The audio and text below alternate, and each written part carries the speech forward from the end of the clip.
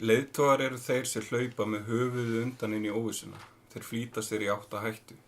Þeir setja sína eigin hagsmuni til hliðar til að venda okkur hin og draga okkur inn í framtíðina.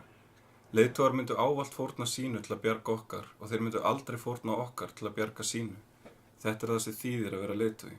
Og þegar við erum vissum að þeir munu tryggja öryggi okkar, munum við marsera fyrir aftan þá, vinna streitulaust til að sýn þeirra verða veruleika og með stolti kalla okkur þeirra fylgjendur.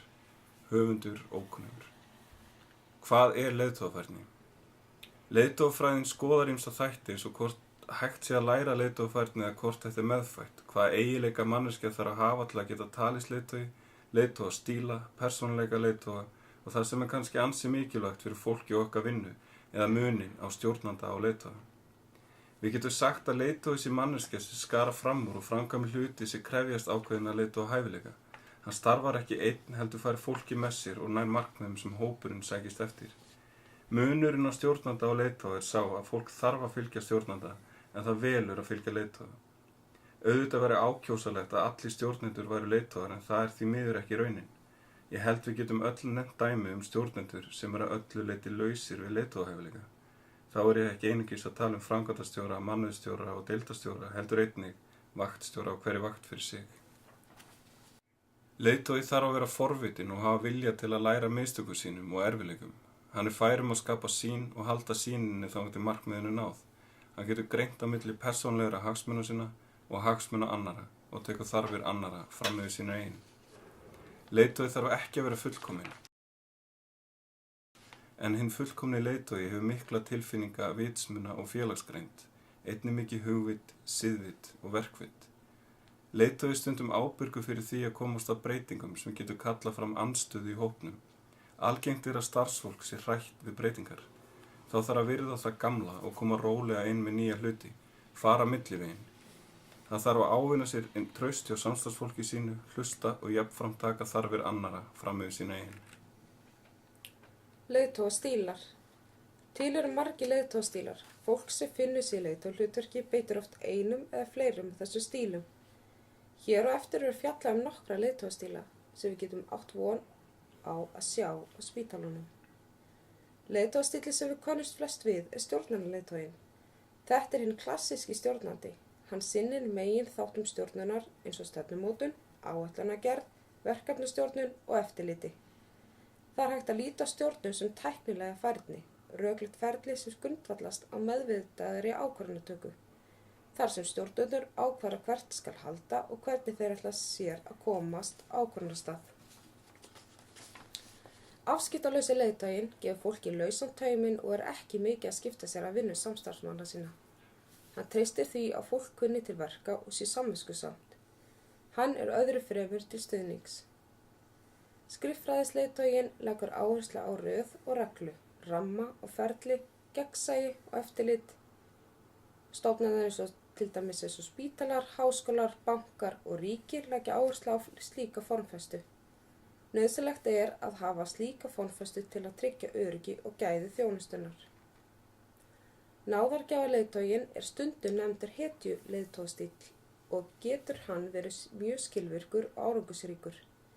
Yfirleitt er manneskja að ræða sem hefur reynslu og hefur áunnið sér virðingu samstarfsfólks. Hún er mjög fær í samskiptum og vekur auðveldlega traust. Hún er grundvallar leiðtogavald sitt á persónutöfrum og því miðla orku, hvatningu og innblæstri. Stundum er sagt að þetta sé einu leiðtogastíll sem ekki er hægt að kenna. Einræðisleiðtoginn tekur ákvarðanir einn og óstuddur. Þessi stíll hentar þegar nauðsynlegt er að hafa mikið eftirlit með samstarfsmönnum og þeir eiga erfitt með að taka ákvarðanir. Hann heldur sem mestu valdinu hjá sér og gengur út frá því að fólk hlíti ákvörðunum hans. Hann veitir skoðunum samstarfsmanna sinna lágmarks athygli. Gallinn við þennan leiðtogastíl er að hann getur vakið mótþróa og andúð hjá hópnum. Þó þetta sé ekki vinsæll leiðtogastíl getur komið upp aðstæður þar sem hann á við þegar þarf að taka skjóta ákvarðanir og ná stjórn á neyðartilfellum. En þá þarf einstaklingurinn að geta gert það, annars finnur samstarfsteymið leiðir til að sniðganga hann. Stuðningsleiðtoginn greinir einstaklingshæfni, styður samstarfsmenn sína, deilir valdi og upplýsingum og leiðir megin fordæmi.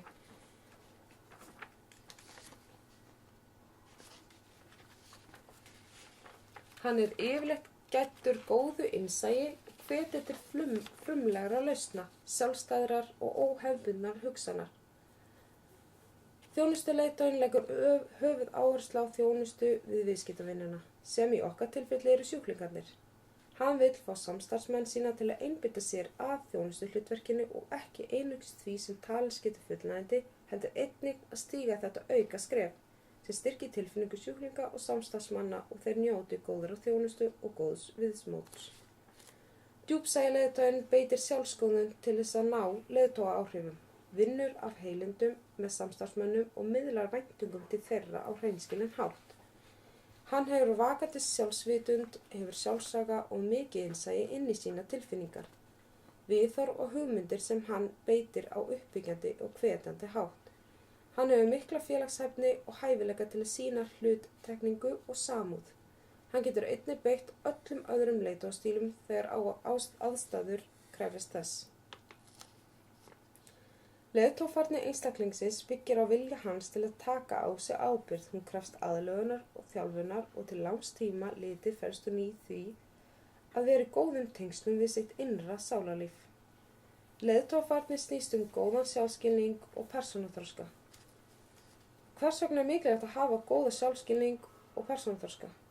Jú, því staðreynd er sú að leiðtogar fá afl sitt frá þeim sem þeir leiða og ekkert okkar vill fylgja óþroskaðri manneskju með lítið innsæi. Persónuleg stefnumótun er aðferð til að skilgreina einstaklingsbundið viðmið sín, tilgang og markmið. Henni má beita til persónulegs þroska og til að þjálfa leiðtogafærni. Persónuleg stefnumótun er einnig góð aðferð til að takast á við vandamál og finna leið út úr erfiðleikum og knýr einstaklinginn til að varða leiðina til sjálfskynnings og þroska. Leiðtoginn er ekki bundinn við titil. Fólk verður ekki endilega leiðtogar í vinnu leið og þeim hefur verið gefin staða eða launahækkun. Nauðsyn þess að hafa leiðtog á gólfinu er mikil. Það myndast oft aðstæður þar sem við getum ekki beðið eins og kindur eftir skipun að ofan og þurfum að bregðast við hratt og örugglega. Það er að mínu viti alveg ljóst að því fleiri einstaklingar með leiðtogahæfileika sem vinna á deildunum, því betri verða deildarnar eiga að sinna því sem þær eiga að sinna eða þeim einstaklingum sem leita þangað. Spurning sem kemur oft ef þú ert með marga leiðtoga á gólfinu, þá ekki hætt á valdabaráttu? Svar mitt er þetta. Það fer eftir því hvort þú ert með raunverulega leiðtoga bara fólk sem vill stjórna. Það er munur á því. Fólk hefur mismunandi leiðtogastíl og vissulega til einræðis leiðtogastíl, en sem betur fer geðsvið Landspítalans að mestu laust við þessa einstaklinga. Mikilvægt er að leiðtogi beri virðingu fyrir sjálfu sér, starfinu og samstarfsfélögum og sýni einnig sjálfu sér og öðru vinsemd, sanngirni og sveigjanleika. Hann þarf að hafa rými fyrir skoðanaskipti og opnar umræður, taka gagnrýni til yfirvegarar, athugunar og rýna til gagns. Hann þarf að vera traustur, vera jákvæð fyrirmynd í starfi og hafa hæfileika til að mynda tengsl. Hann þarf að þekkja deildarstarfið vel, öryggisatriði deildar ásamt siðum og menningu. Jákvæðni, þolinmæði, umburðarlyndi, frumkvæði og sjálfstæði eru oft eftirsóknarverðir eiginleikar. Hann verður einnig að geta sett mörk og leiðbeint á uppbyggilegan hátt.